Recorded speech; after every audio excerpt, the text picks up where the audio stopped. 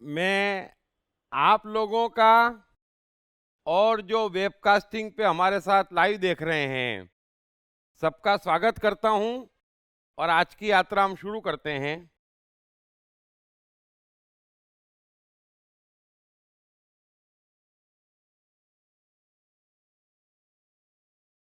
कोई क्वेश्चन है किसी का? हाँ, ऐसा कैसे हो सकता है? हेलो। हाँ, बोल बोल प्यारे। सर वो जो कृष्णा की बुक है उसके ऊपर से क्वेश्चन है। उसमें क्या क्वेश्चन आ गया अभी? उसमें भी क्वेश्चन है? हाँ बोलो। सर जो शून्य में आपने लिखा है उसमें एक मन है शून्य में जो सब देख रहा था, तो वो क्या कल्पना है कि क्या है? हाँ, वो 10 साल तक उसने पूरा सब देखा फिर। आपने मन पढ़ी है? हाँ। गीता सुनी है?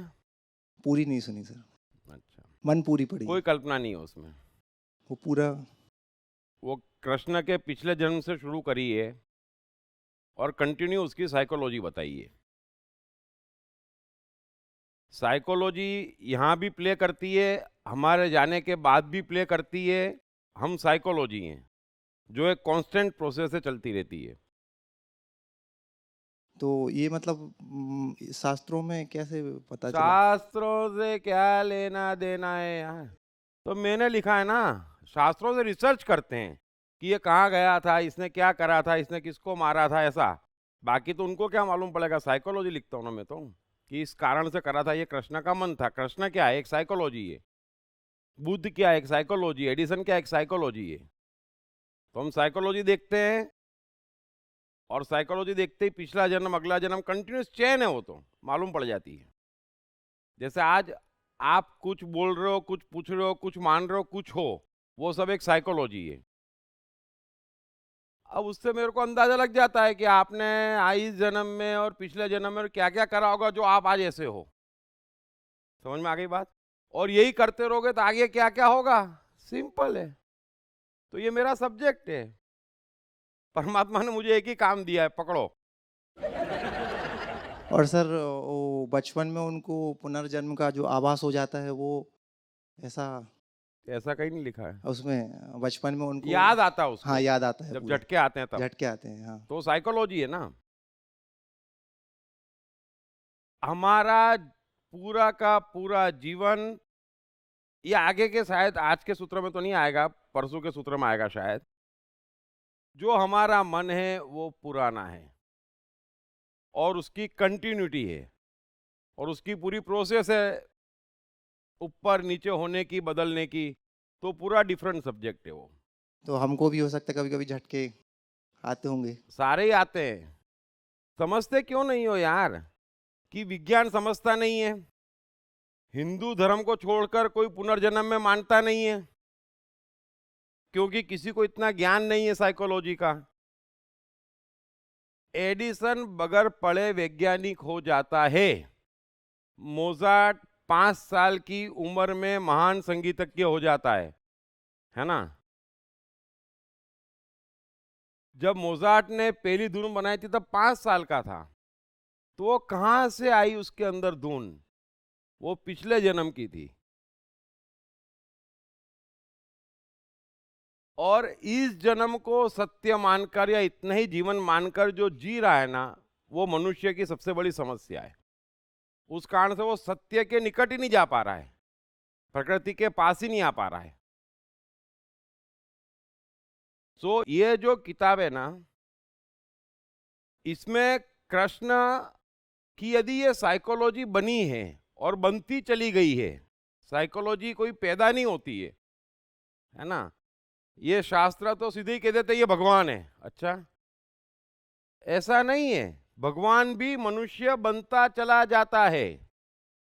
तो कृष्ण कैसे बने और कौन कौन से नियमों से बनते चले गए, क्या क्या अनुभव किया, वो इस किताब में है मेन। हेलो सर, चौथे प्रकरण का दूसरा जनक उवाच मतलब कह रहे हैं, जिस हाँ, पद की इच्छा करते हुए इंद्रादि संपूर्ण देवता दीन हो रहे हैं, उस पर स्थित हुआ भी योगी हर्ष को प्राप्त नहीं होता। यही आश्चर्य है। योगी मतलब सर?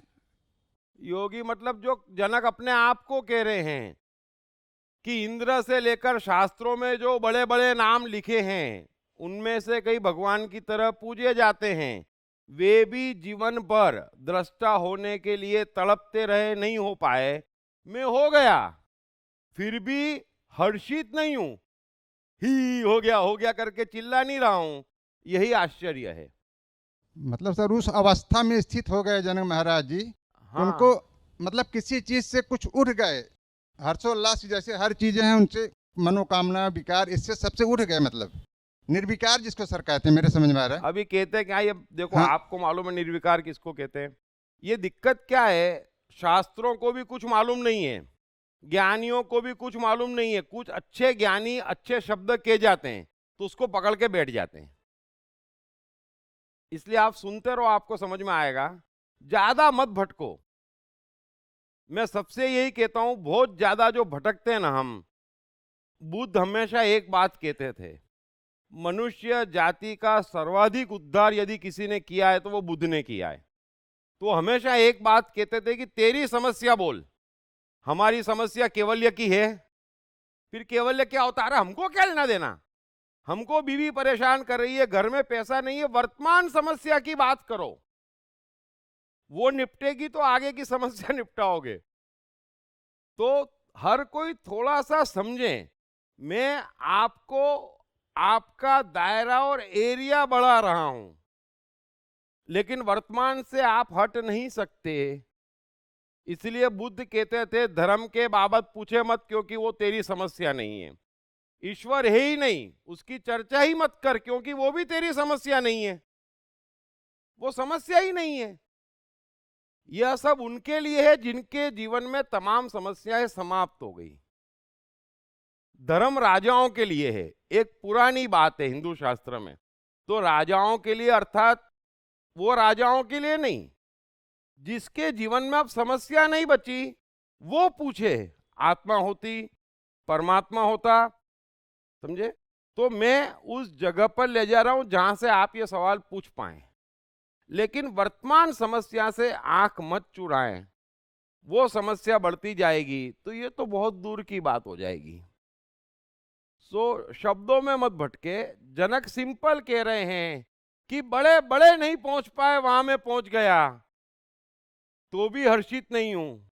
ये इस बात का सबूत नहीं है कि मैं ज्ञान को उपलब्ध हो गया।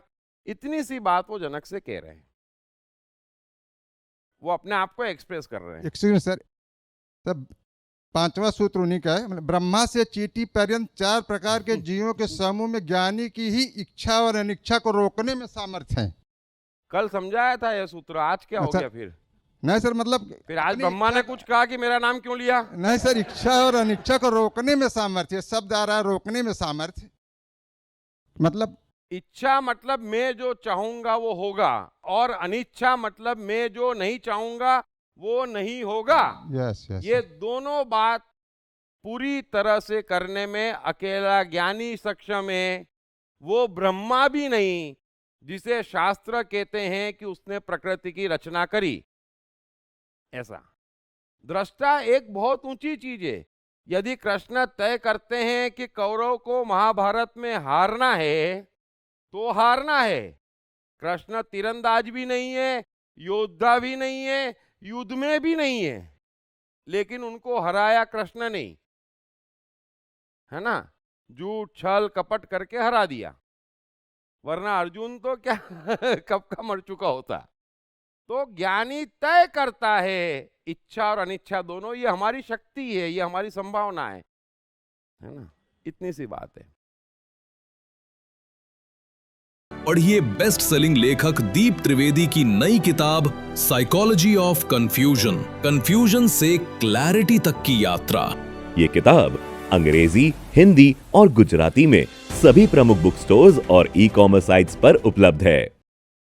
हम आज की यात्रा शुरू करते हैं। अब अष्टावक्र जनक से कहते हैं कि तेरा किसी से भी संग नहीं है, इसलिए तू शुद्ध है।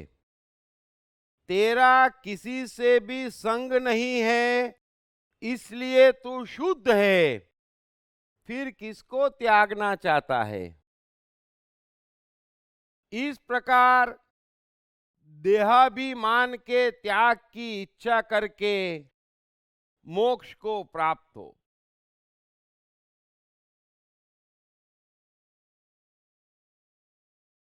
पहले अष्टावक्र ने ताने कसे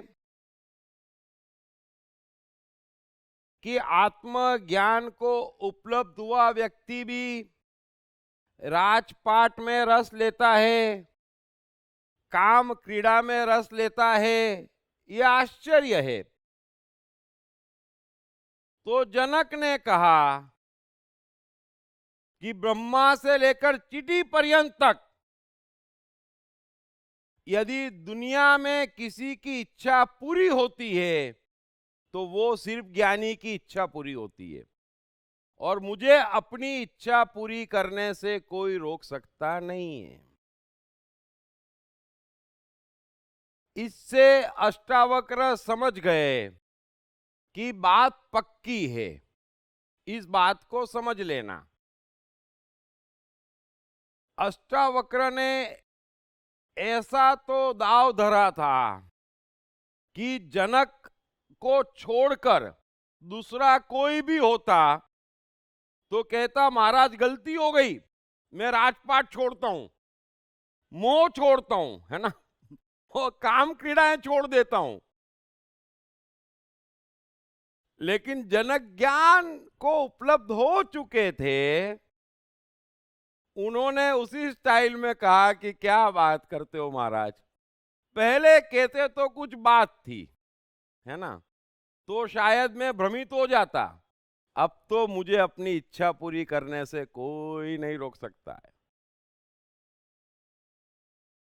यह सुनकर अष्टावक्र को अच्छा लगा कि वाकई ये ज्ञान को उपलब्ध हो गया है। सो अष्टावक्र कह रहे हैं अब कि तेरा किसी से भी संग नहीं है, तो फिर तू किसे त्यागना चाहेगा। समझ लेना इस बात को। आप त्याग उसको सकते हो जो आपके भीतर हो, है ना।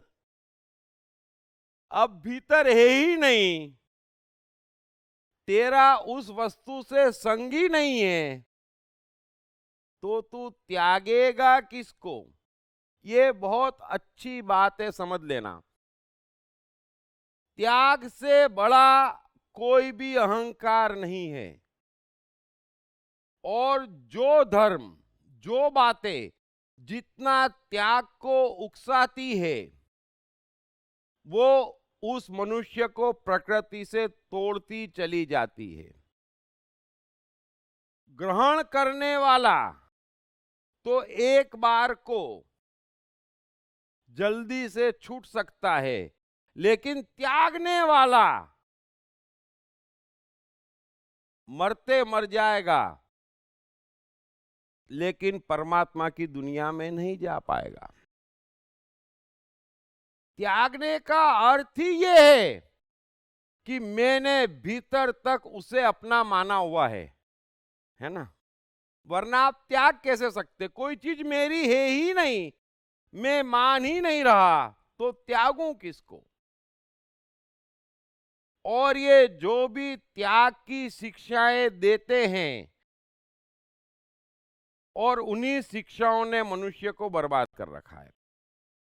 सो अष्टावक्र कह रहे हैं कि तेरा जब किसी से संगी नहीं है, राजपाट बाहर है तू भीतर है, काम क्रीड़ा बाहर है तू भीतर है, तेरा संगी नहीं है, तो तुझे त्यागना कहां है। बड़ी सिंपल बात है। और आगे कह रहे हैं कि एक ही चीज त्यागने योग्य थी, और यह हर कोई समझ लेना, देहाभिमान, देह का अभिमान, बस वो त्याग दिया, तू मोक्ष को उपलब्ध हो गया। बड़ी ही सिंपल बात है। पूरी गीता का सार है कि तू परमात्मा बनना चाहता है अर्जुन, तो बड़ा आसान है ना। सारा कॉम्प्लिकेशन जो है वो धार्मिक बनने में है। परमात्मा बनने में कोई कॉम्प्लिकेशन नहीं है। इस एक बात को समझना, क्योंकि वो तो ऑटोमेटिक है, वो हमारा ऑब्वियस स्वरूप है, नेचुरली हम वो हैं। इस बात को समझना थोड़ा, नेचुरली हम परमात्मा हैं। सिर्फ बनने की कोशिश छोड़ दो, आप परमात्मा हो, इतना सा ज्ञान है। सिर्फ बनने की कोशिश छोड़ दो, आप परमात्मा हो। लाओ त्सु, अष्टावक्र और गीता, ये तीनों यकीन दिला रहे हैं कि आप परमात्मा हो। और सवाल ये पूछ रहे हो कि मैं परमात्मा को कैसे पाऊं। सवाल पूछना बंद कर लो, जिस रोज सवाल खत्म हो जाए समझ लेना आप परमात्मा हो। ज्ञाता, ज्ञान और ज्ञेय तीनों अज्ञान हैं। परमात्मा हम हैं। परमात्मा को ज्ञान की जरूरत है? नहीं है। परमात्मा ज्ञानी है। सो थोड़ा सा समझना, क्योंकि इतना अज्ञान हावी है और ये तीनों ग्रंथ हमें उपलब्ध है और यह एकदम सीधा है, इसलिए मैं डेविएट होना नहीं चाहता। सवाल आते हैं, मैं जवाब देता हूं, लेकिन बने वहां तक ना आप डेविएट होए ना सवाल डेविएट करने वाले लाएं। तो बेसिक बात यह है कि हम परमात्मा हैं, बस। नहीं है तो सारे उपद्रव हैं, और ये सारे उपद्रव इसी वजह से हैं। और इतना भ्रम फैला हुआ है, इतना भ्रम फैला हुआ है कि पूछो मत। सो देहाभिमान थोड़ा सा समझ लो मेहरबानी करके, बड़ा आसान है। इन सूत्रों को जाने मत देना। हम 5 चीजों से बने हैं, इस एक बात को समझ लेना। शरीर, मन, इंद्रियां, बुद्धि और अहंकार। इतने विस्तार से कभी किसी ने समझाया नहीं और बड़ा भ्रम है, और वाकई मुझे आश्चर्य होता है। ये 5 चीजों से हम बने हैं, इसमें से 3 चीजें ऑटोमेशन पे हैं। हमारा शरीर, हमारा मन और हमारी इंद्रियां। ये छोटी सी बात हर कोई समझ लेना, बड़े ध्यान से समझ लेना, तो बड़ा परिवर्तन आज के आज आ जाएगा। और सत्य को सबूत की जरूरत नहीं है ना। कृष्ण गीता में कहते हैं कि असत वस्तु की तो सत्ता नहीं है और सत का अभाव नहीं है। अब सवाल ये है कि उस सत्य में हम झांकना चाहते हैं या नहीं, अपना पाते हैं या नहीं। लेकिन सत्य तो सबूत के साथ प्रकट है। अब इन 5 के पीछे हम हैं, इन 5 के पीछे हम हैं जो दृष्टा है। इस एक बात को समझना, इस पूरी सिस्टम को समझना। इन 5 के पीछे हम हैं। ये 5 अलग है और हम अलग हैं। अब हर कोई गलत ज्ञान के कारण और दृष्टा दूसरे को बनाने के कारण इस भ्रम में पड़ गया है कि मैं शरीर हूं, मैं मन हूं, मैं इंद्रियां हूं, मैं बुद्धि हूं और मैं अहंकार हूं, और वो आप है नहीं। इस एक बात को समझना। आप कहते हैं कि मैं बुद्धि हूं और मैंने ये सोचा। यदि आप बुद्धि हैं, आपने सोचा, तो वो कौन है जिसे पता चला कि तेरी बुद्धि ने ये सोचा? इस बात को समझना। जिसको पता चला वो आप हो। आप कहते हैं मेरी इंद्रियों ने, आंख ने देखा, माना, लेकिन कोई एक है जिसे पता चला कि आंख ने ये देखा, और वो इतना साइलेंट है, इतना भी डिस्टर्ब नहीं करता। इस एक बात को समझना। एक कदम पीछे है, सिर्फ ज्यादा दूर नहीं है, एक कदम पीछे है, बड़ा पावरफुल है, बहुत शक्तिशाली है। अब दिक्कत क्या है? अब दिक्कत क्या है कि जो बुद्धि और अहंकार है, इन दोनों के रोल को समझना। बुद्धि डिवाइड करके देखने में माहिर है, द्वंद्व और द्वैत, इसमें बुद्धि की मास्टरी है, और वो एक स्वतंत्र इंस्ट्रूमेंट है, ऑटोमेशन पे नहीं है। इसलिए बुद्धि हर एक की अलग है, हर एक की बुद्धि अलग है, इसीलिए हर एक की मान्यता अलग है ना? जिस बात को मुसलमान ठीक मानते, जैन नहीं मानते, ये अपनी अपनी बुद्धि की मान्यता है।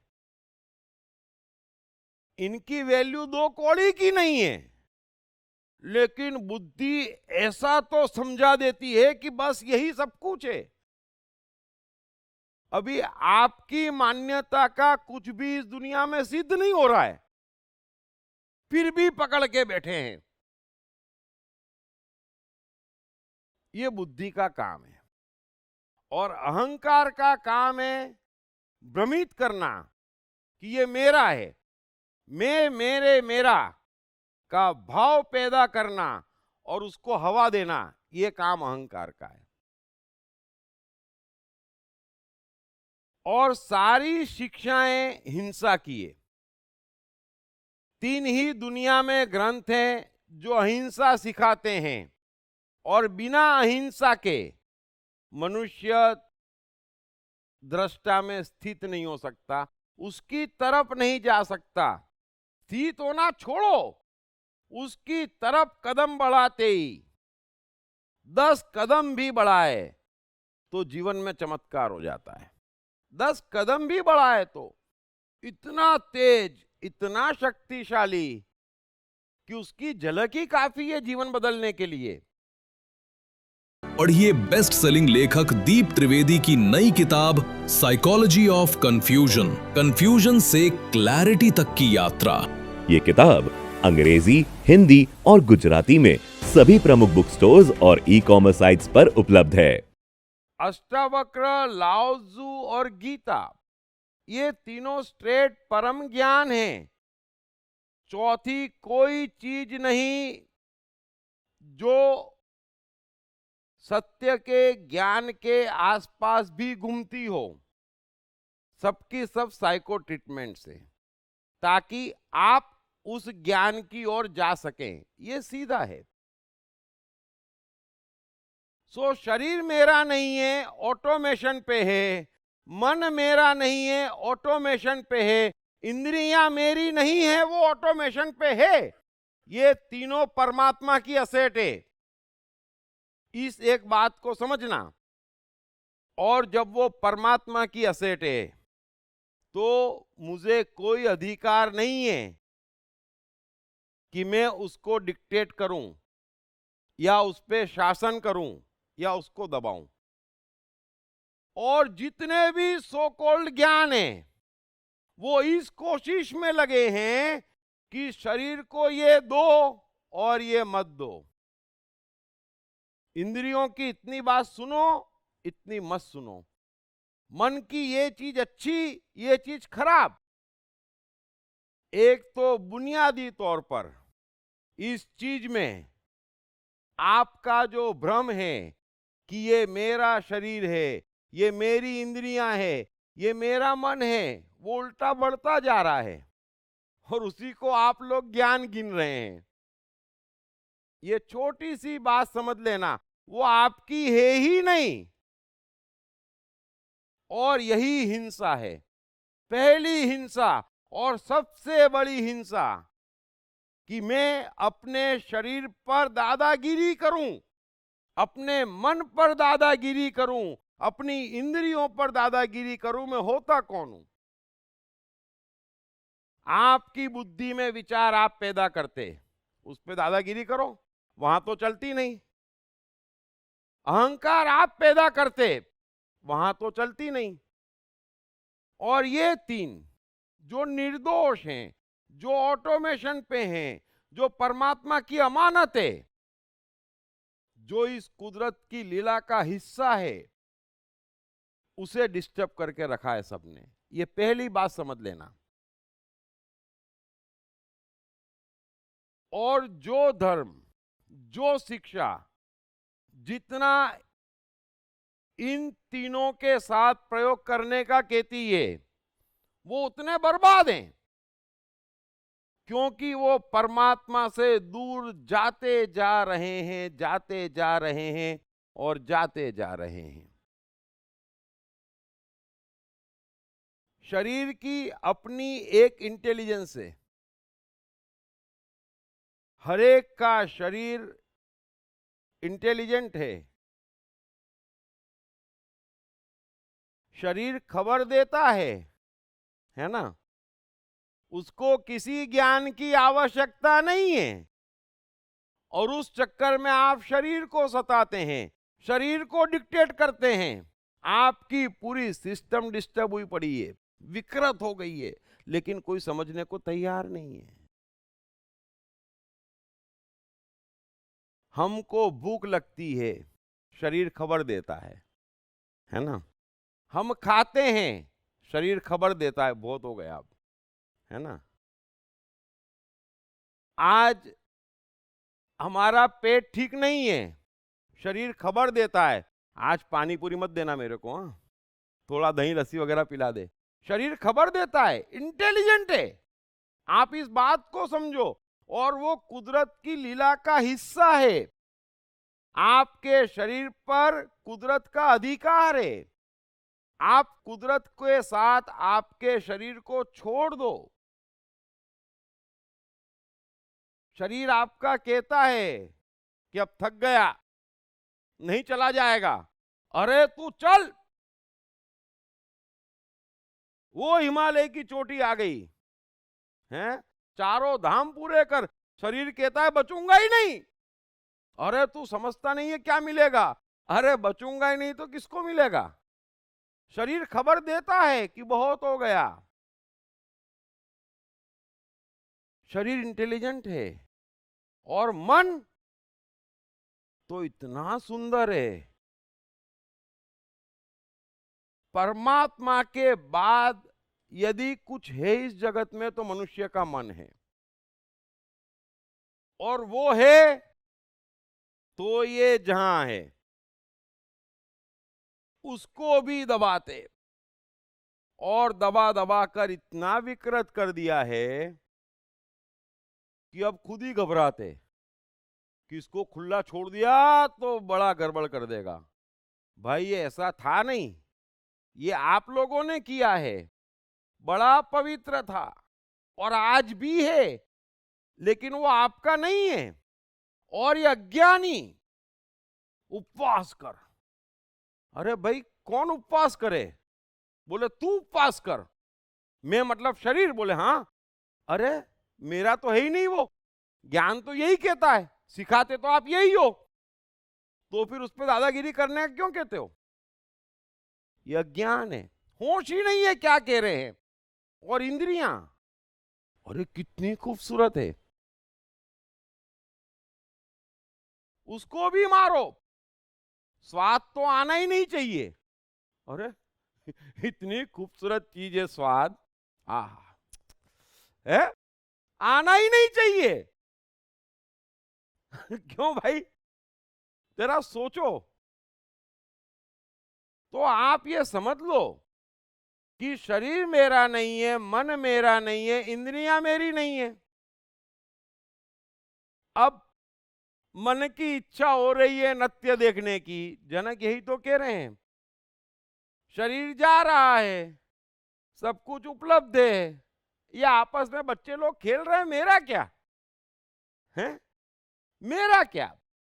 मेरा हो तो त्यागूं, मेरा हो तो ग्रहण करूं, मेरा क्या? मेरा कुछ भी नहीं है। ये दुनिया अलग है, ये दुनिया अलग है, और जो आपने बनाई है वो तीसरी दुनिया है। आबाद नहीं हो सकते, बच नहीं सकते, कुछ मिल नहीं रहा, कुछ मिलने वाला नहीं है। क्या गुनाह है शरीर का? बुद्ध हमेशा परेशान रहते थे, क्योंकि महावीर भी उसी समय पैदा हुए थे, और महावीर की पूरी शिक्षा शरीर को मारो, इंद्रियों को मारो। तो बुद्ध भी कहते थे वर्धमान कर क्या रहा है ये? तो बुद्ध के शिष्य कहते थे आप क्यों चिंता करते हो? कितने लोग हैं जो उसकी सुन रहे हैं, आप क्यों चिंता करते हो? तो बुद्ध कहते थे मुझे हर मनुष्य की चिंता है। शरीर का गुनाह क्या है? इंद्रियों का गुनाह क्या है? ऐसा तो क्या कर लिया उन्होंने, और वे आपकी है कहां जो उसे दबाओ? और कोई भी महावीर का शिष्य बुद्ध के पास जाता तो बुद्धम शरणम गच्छामि हो जाता। और यही बात जैन शास्त्रों को रास नहीं आई, तो खूब बुद्ध को कोसा, मायावी था, धूर्त था। अरे धूर्त नहीं था भाई, ज्ञानी था मेरे भाई, ऐसा मत करो। और ये तीनों पूर्ण ज्ञान देते हैं। शरीर मेरा है, वो अपने हिसाब से खबर भेज रहा है, चल रहा है, उसको चलने दो। मन जो कह रहा है उसे करने दो, इंद्रियां जो मांग रही है उसे दे दो। कहां उलझ रहे हो?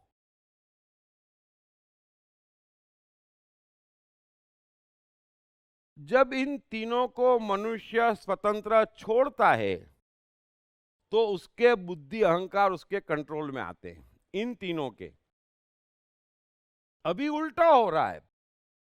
हर मनुष्य के बुद्धि अहंकार ने गलत शिक्षाओं के कारण आपके शरीर, आपके मन, आपकी इंद्रियों पर कब्जा कर रखा है। अब शीर्षासन पे है। कबीर हमेशा कहते थे कि उलट बांसुरी है, सत्य यहां है और मनुष्यों ने ज्ञान उल्टा ओढ़ रखा है, और हर मामले में उल्टा, हर मामले में उल्टा। छोड़ना क्या है उसी को धर्म माने बैठे हैं, आपका क्या है उसी को पराया माने बैठे हैं, और शरीर मेरा है इस अज्ञान के बेस पे धर्मों को आगे बढ़ा रहे हैं, और बिना अपवाद के।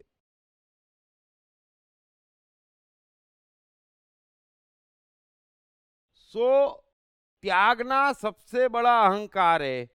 इस बात को थोड़ा सा समझना, आपका दृष्टा जागेगा। और चारों ओर आप दृष्टा ही हैं, जरा देखो, जरा देखो, जरा देखो। इंद्रियां कुछ मांग रही है, जबान को मजा आ रहा है, शरीर खा रहा है, ये सारी फिल्म आप देख रहे हैं। दिक्कत क्या है? आप देखने के बावजूद उसे अनदेखा कर रहे हैं। क्यों? क्योंकि आपके जहन में ये अज्ञानी भ्रम फैला रहे हैं कि तेरा शरीर है, तू उसको सता, फिर देख। तेरी इंद्रियों को सता, तेरे मन को सता। अरे ये ऑटोमेशन पे है। प्रकृति के अधीन है, एक महान लीला चल रही है। जैसे पृथ्वी घूम रही है, जैसे हवाएं बह रही है, वैसे ही हमारा शरीर, मन और इंद्रियां बह रहे हैं। उसमें क्यों डिस्टर्ब करते हो? जब आप उनको खुला छोड़ते सीख जाओगे तो ऊर्जा से भर जाओगे, मस्त हो जाओगे, टेंशन मुक्त हो जाओगे, बुद्धि अहंकार आपके कंट्रोल में आएंगे और जीवन में मैजिक होना शुरू हो जाएगा। आपका दृष्टा जागेगा। और दृष्टा क्या है? बहुत बड़ा मैजिशियन है। जब जनक कह रहे हैं कि ब्रह्मा तक है अपनी इच्छा पूरी नहीं कर सकता, लेकिन दृष्टा को कोई नहीं रोक सकता। उसकी परम सत्ता को पहचानो। लेकिन उसमें बाधा क्या है? मेरा शरीर। और एक चीज समझना, हिंसा अहिंसा का फर्क समझना। ये तीनों अहिंसा की शिक्षा है। और हिंसा की शुरुआत कहां से होती है? मैं, मेरे और मेरा से। थोड़ा समझना इस बात को। जैसे ही आप कहते हैं ये मेरा शरीर है, उसी बेस पे तो आप हिंसा करते हैं ना। आप हिंसा किस बेस पे करते हैं? ये मेरा शरीर है तो मैं इसे कांटों पे चलाऊंगा। अरे वाह रे भाई, क्यों क्यों चलाएगा तू कांटों पे? क्यों इसको सड़ाएगा? क्यों इसको दिन में 3 बार नहलाएगा नहीं? है? नहीं, उल्टा ही करेंगे शरीर के साथ, उल्टा ही करेंगे इंद्रियों के साथ। और यही जीवन में करते हैं। समझना इस बात को। मैं, मेरे, मेरा, ये हिंसा की जड़ है। सबको मालूम है ना? जवानी में किसी लड़की से दोस्ती होती है, लेकिन वो मेरी नहीं होती है, तो बड़ा ख्याल रखते हैं एक दूसरे का, है ना? कोई हिंसा नहीं होती।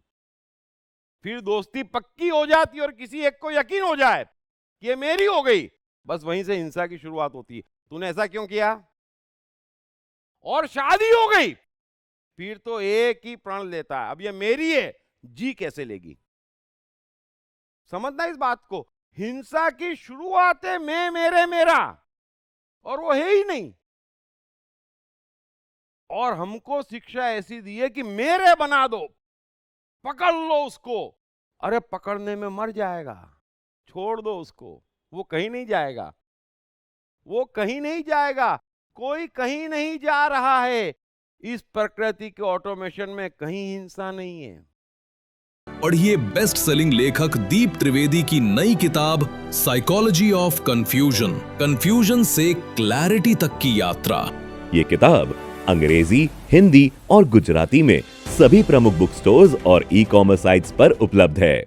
इस भ्रम की जड़ को समझना, जिस ज्ञान को इतराते हुए लोग बाग ओढ़े चले जा रहे हैं, वो अज्ञान की जड़ है। सबसे खराब बात है कि ये मेरा शरीर है, ये तेरा शरीर है, इसने ऐसे कैसे कर लिया, इसको उठा सुबह 5 बजे ठंड में। अरे सोने देना भाई। ठंड में क्यों उठाता उसको 5 बजे? क्या गुनाह कर लिया उसने? फिर 5 बजे ठंड में उठा देते हैं, फिर दिन भर बात बात पे झगड़ा करते फिरते हैं, है ना? सोचना जरा। आप रिलैक्स हैं, आप इन तीनों को छोड़ देंगे ना, तो आपको दुनिया बड़ी हसी नजर आएगी। फिर आपको किसी आदमी में गड़बड़ नजर नहीं आएगी। क्यों? क्योंकि ये तीनों खुले छोड़ दिए। मैं मस्ती में हूं, तेरे को जो कहना है के, तेरे को जो बोलना है बोल, है? हम अपने को सताते आत्महिंसक हो गए हैं। ये जितने भी धर्म है ना, ये आपको सैडिस्ट बनाते हैं। दुख, कष्ट। अरे परमात्मा भी कष्ट से मिलेगा? नेचुरल है। तू हट जा, मेरे को मिल गया, बस। तुम ज्ञानी लोग हट जाओ। कृष्ण गीता में एक ही बात कहते हैं, इन ज्ञानियों ने मरवा डाला, बड़ा बुरा मरवाया। अर्जुन को भी यही कहते हैं कि तू इतना खराब नहीं था, इन ज्ञानियों ने मरवा डाला। समझ लो इस बात को। तो ये शरीर मेरा नहीं है, शरीर शरीर का है, उसे अपना ध्यान रखते आता है। इंद्रियां इंद्रियों की है, उसे अपना ध्यान रखते आता है। मन मन का है, उसे भी मालूम है कौन सी उमंगें उठ रही है। आपके पास बुद्धि अहंकार है, ये पांचों आपके बोर्ड ऑफ डायरेक्टर्स हैं। इनको मिलके फैसला करने दो, आप हट जाओ। आप ही के बुद्धि, फिर बुद्धि दूसरे से ले आते, मेरे शास्त्रों में तो ये लिखा है, मर गए। आपकी बुद्धि क्या कहती, आपकी इंद्रियां क्या कहती, बस इन पांचों को आपस में निपटने दो। ये पांचों आपस में निपटती रहती है। बहुत जल्दी एक ऐसी स्टेज आ जाएगी जब इन पांचों में कोई विरोध नहीं बचेगा। आपका पूरा अस्तित्व रासमय हो जाएगा। अभी तो अस्तित्व ही बिगड़ गया है। बुद्धि कुछ कह रही, इंद्रियां कुछ कह रही, मन कुछ कह रहा है, शरीर कहीं जा रहा है, कुछ पता ही नहीं है। और ऊपर से मेरा माने बैठे हैं, जमाने भर के प्रॉब्लम अकारण।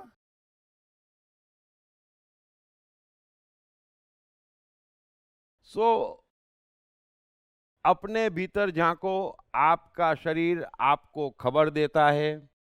वो तो इतना इंटेलिजेंट है कि सुबह ही पता चल जाता है कि आज शाम को तबीयत में गड़बड़ होने वाली है। कितना इंटेलिजेंट है। आप क्या समझ रहे हो? अब उस शरीर की इंटेलिजेंस को मार दिया, इंद्रियों की इंटेलिजेंस को मार दिया, मन को तो खत्म कर दिया। हंसना ही भूल गए हैं। वो क्राइस्ट सूली पे लटकाए जा रहे हैं और हंस रहे हैं, और हमारे घर में फंक्शन है और हम रो रहे हैं। बोलो क्या हालत कर दी हमने अपनी। सो मेहरबानी करके मैं तो सीधा सीधा कहता हूं, और इन तीन सीधे लोगों को पकड़ के चलता हूं ताकि कोई माल मसाला मिलाना ही ना पड़े, है ना। और इसके अलावा उद्धार नहीं है। सो शरीर शरीर का है, मन मन का है, इंद्रियां इंद्रियों की है। मन बुद्धि इन तीनों के गुलाम होना चाहिए, और मैं अलग इन पांचों का तमाशा देखने वाला हूं, है ना। बस यही फिल्म आप देखने के लिए यहाँ आए हैं, यही फिल्म आपको देखना है। अब उस फिल्म में क्या लूट जाएगा आपका। सो इस एक बात को समझें, बार बार अपने दृष्टा को देखें। न शरीर आपका है, न आप शरीर के हैं, और इन पांचों में जो कुछ भी घट रहा है उसका आपको पता चल रहा है, वो आप है। जिसको पता चल रहा है वो आप है, और जिसको पता चल रहा है उसका कुछ मन बिगड़ नहीं रहा है। ये दो बातें समझ लें तो हम आगे बढ़ते हैं।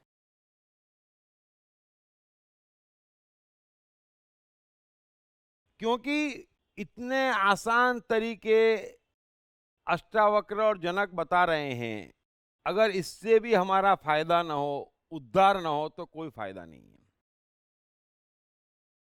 ये जो हवाई और काल्पनिक बातें न जाने कितनी क्या घुस गई है, और ऐसी घुस गई है कि कृष्ण 18 अध्याय में थक गए निकालते निकालते अर्जुन की।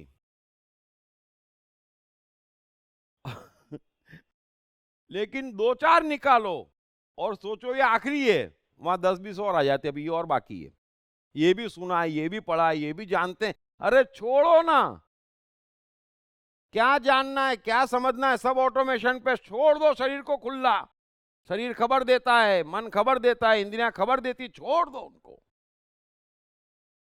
क्यों हिंसा करते हो, क्यों सैडिस्ट होते हो? और जो अपने शरीर का नहीं हुआ, जो अपने मन का नहीं हुआ, जो अपनी इंद्रियों का नहीं हुआ, वो दुनिया में कभी किसी का नहीं हो सकता। दिन भर आई लव यू और मैं करुणावान हूं, मैं सीधा हूं। अरे क्या खाक सीधे हम? अपने शरीर को नहीं छोड़ रहे हैं, अपनी इंद्रियों को नहीं छोड़ रहे हैं, इतना सता रहे हैं। कहां के सीधे हैं हम, और किसको छोड़ रहे हैं? कहाँ ऐसा हो रहा है कि 20 मनुष्य आपस में मिले और आनंद के फव्वारे फूट रहे हैं? कहाँ ऐसा हो रहा है? कहाँ छोड़ रहे हैं?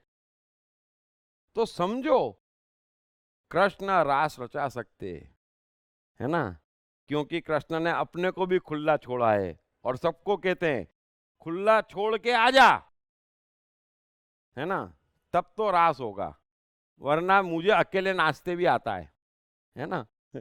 कृष्ण अकेले भी उतना ही बढ़िया नाचते थे जितना गोपियों के साथ नाचते थे, है ना। उनका नृत्य गोपियों का मोहताज नहीं था। इसीलिए कृष्ण गीता में अर्जुन को कहते हैं, जब अर्जुन पूछता है कि कृष्ण, ये समाधि को प्राप्त मनुष्य क्या क्या करता है, कैसे उठता है, कैसे बैठता है, क्या पहनता है, क्या खाता है ना, यही सवाल हम लोग पूछते हैं, फिर इसके जवाब देते हैं। हिंदू होगा, समाधि में उपस्थित मनुष्य यहाँ पर माला लटकाता है, टीका लगाता है, भगवा पहनता है और हनुमान चालीसा पढ़ता है, बस हो जाता है समाधि में। हाँ, अच्छा, कृष्ण क्या कह रहे हैं कि समाधि में स्थित मनुष्य तो खाता हुआ, घूमता हुआ, चलता हुआ, नाचता हुआ, युद्ध करता हुआ, वो समाधि में ही रहता है। समाधि में स्थित मनुष्य क्या करता है इसका सवाल नहीं है। जो समाधि में है वो कुछ भी करता हुआ समाधि में है, और जो समाधि में नहीं है वो कुछ भी करता हुआ समाधि में नहीं है।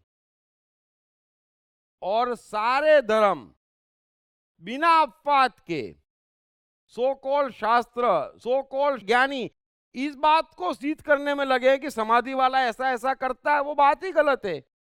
ऐसा थोड़ा ही है कि कृष्ण गीता कहते वक्त तो पूरे के पूरे परमात्मा थे, लेकिन जैसे ही छल करने गए 20% परमात्मा कम हो गया। ऐसा कहीं होता है? परमात्मा परमात्मा रहता है, हर हाल में पूरा रहता है। सो परमात्मा का अर्थ और कुछ भी नहीं है। आप अपने को खुला छोड़ दो, अपने आप सबको खुला छोड़ दोगे कि जब अपने को ही नहीं सता रहे, अपने से ही नहीं पूछ रहे क्या, क्यों, कैसे, तो दूसरे से पूछने का सवाल नहीं है। और बने वहां तक समझो मैं, मेरा, मेरे, आपका दुश्मन है, और ये सब लोग कोशिश में लगे हैं कि मेरा बनाओ, और जहां आप मेरा लगाते हो बड़ी गड़बड़ करते हो। हिंसा की शुरुआत ही वहां से हो रही है जहां पर मेरा है।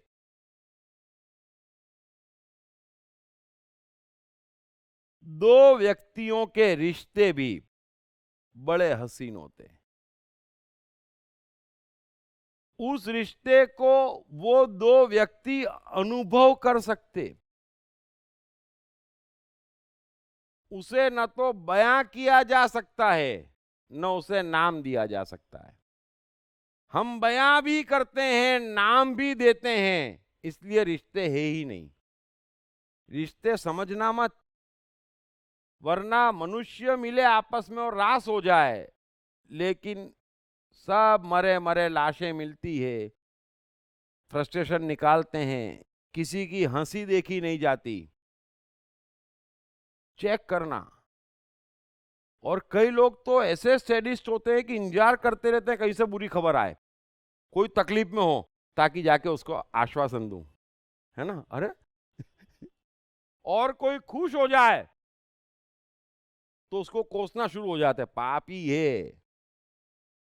मैंने कल भी कहा था, टाइम एंड स्पेस का कंप्लीट मिलन हो जाए बिना भ्रम के, उतने क्षण के लिए आप परमात्मा हो। इसीलिए हमेशा कहता हूं, मन में इच्छा हो और सामने उपलब्ध हो, कोई जबरदस्ती न हो, है ना। और भविष्य में उस बात का कभी भी कोई कष्ट न हो, छोड़ना मत।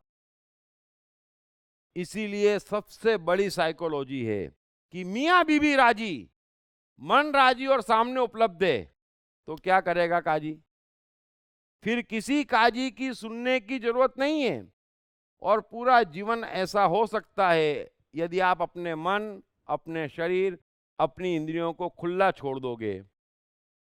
बहुत जल्दी उसकी सारी विकृतताएं समाप्त हो जाएगी, क्योंकि सारी विकृतताएं त्यागने और दबाने से बढ़ रही है, छोड़ने से नहीं बढ़ती है।